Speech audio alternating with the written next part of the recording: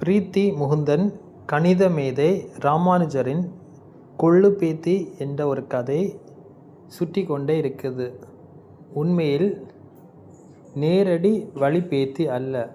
1914 முதல் 1915 வாக்கில் கடும் நோய்வாய்ப்பட்ட கணித மேதை டிபி மற்றும் வைட்டமின் குறைபாடு காரணமாக அங்கேயே மருத்துவமனையில் அனுமதிக்கப்படுகிறார்.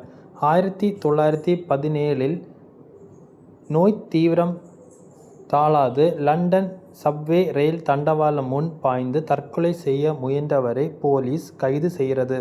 நண்பரும் பேராசிரியருமான ஹார்டின் விடுவிக்கவும் படுகிறார்.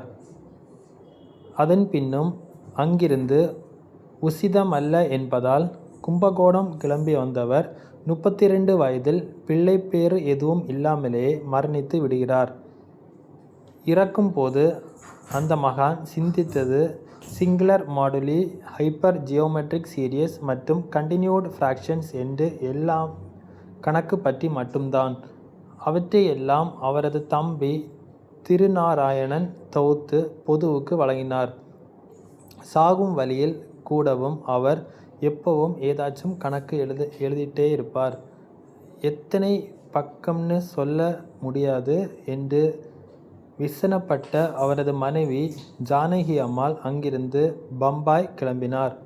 1931 மீண்டும் சென்னை திரும்பிய அவருக்கு மெட்ராஸ் யூனிவர்சிட்டி பென்ஷன் பணமும் தையல் தொழிலும் மட்டுமே வாழ்க்கைக்கான ஆதாரம். 19 வருடம் கழித்து 1950 நாராயணன் என்பவரை தத்துப்பிள்ளையாக பாவித்து வளர்க்கிறார். அவரை நன்கு படிக்க வைத்து கரை சேர்க்கிறார். Madras port trust, Indian national science academy, state government of Tamil Nadu, state government of Andhra Pradesh, state government of west Bengal இவை யாவும் அவரது இறுதி காலத்தில் உதவிகள் பல புரிந்தாலும் ஆரம்பகால தனி மனுஷியாக அவர் கஷ்டப்பட்டது அதிகமே.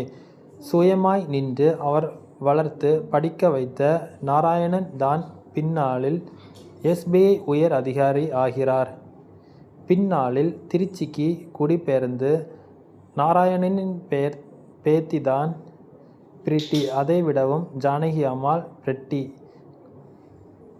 குறிப்பு: இங்கே நாம் அறிந்து கொள்ள வேண்டியது, ஒரு மகான் இறுதி வரை தான் விரும்பிய ஒன்றுக்காக வாழ்ந்து மறைந்தது. மற்றொன்று, ஒரு மகா மனுஷியின் நெஞ்சுரம்.